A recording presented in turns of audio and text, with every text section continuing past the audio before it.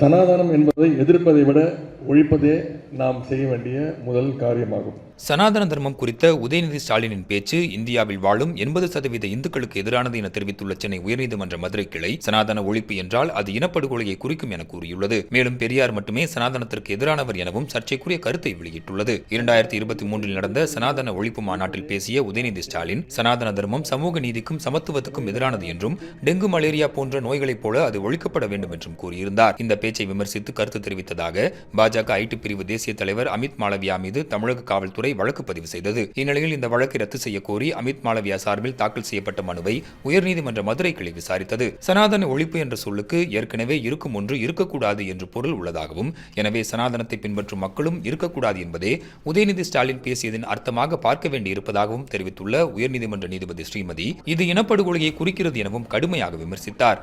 மேலும் திக மற்றும் திமுகவினால் கடந்த 100 ஆண்டுகளாக இந்துக்களுக்கு எதிராக தெளிவான தாக்குதல் நடத்தப்படுவதாக தெரிவித்தார். இறுதியாக அமைச்சரின் பேச்சுக்கு எதிர்வினையாக செய்யப்பட்ட சமூக வலைதள பதிவுகளை வெறுப்பு பேச்சுகளாக கருத முடியாது என கூறி அமித் மாளவியா மீதான வழக்கை ரத்து செய்து உத்தரவிட்டார். இந்த தீர்ப்பை வரவேற்றுள்ள பாஜக உதயநிதி ஸ்டாலினை துணை முதலமைச்சர் பதவியிலிருந்து உடனடியாக நீக்க வேண்டும் என வலியுறுத்தியுள்ளது.